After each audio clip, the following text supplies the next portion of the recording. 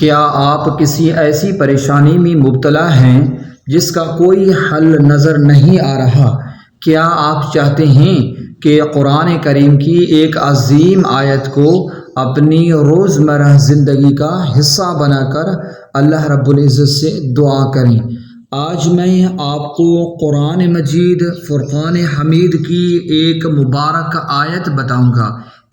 مبارک آیت بتاؤں گا جسے بہت سے مسلمان اپنی دعا کے معمول میں شامل کرتے ہیں۔ آخر یہ آیت کون سی ہے؟ ذرا غور سے سننا۔ یہ قرآن کریم کی سورہ نمل کی آیت نمبر 62 ہے۔ أَمَّن يُجِيبُ الْمُضْطَرَّ إِذَا دَعَاهُ وَيَكْشِفُ السُّوءَ وَيَجْعَلُكُمْ خُلَفَاءَ الْأَرْضِ۔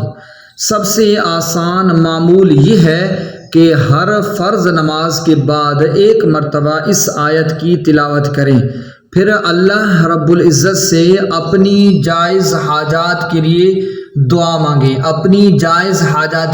اللہ رب العزت سے دعا مانگیں۔ اگر زیادہ اہتمام کرنا چاہیں تو کیا کریں؟ ذرا غور سے سننا۔ اگر آپ اس آیت کا زیادہ ورد کرنا چاہیں تو ابتدا میں 11 مرتبہ درود شریف لازماً پڑھیں، اس کے بعد اس مبارک آیت کو 300 مرتبہ پڑھیں، پھر آخر میں دوبارہ 11 مرتبہ درود شریف لازماً پڑھیں۔ اس کے بعد نہایت عاجزی اور اخلاص کے ساتھ اللہ رب العزت سے اپنی تمام جائز حاجات، آسانیوں اور خیر کی دعا کریں۔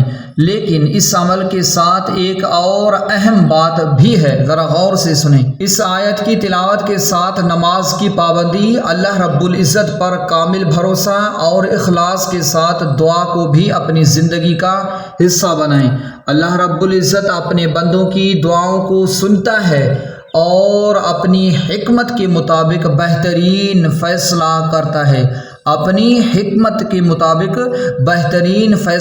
کرتا ہے۔ اللہ تعالی ہمیں قرآن کریم فرقان حمید سے مضبوط تعلق، اخلاص کے ساتھ دعا کرنے کی توفیق اپنی رحمت عطا فرمائے، آمین یا رب العالمین۔ اگر ویڈیو پسند آئی ہو تو اسے لائک کریں، شیئر کریں اور مزید ایسے اسلامک یعنی قرآنی وظائف کے لیے ہمارے چینل کو لازماً سبسکرائب کریں۔ جزاک اللہ۔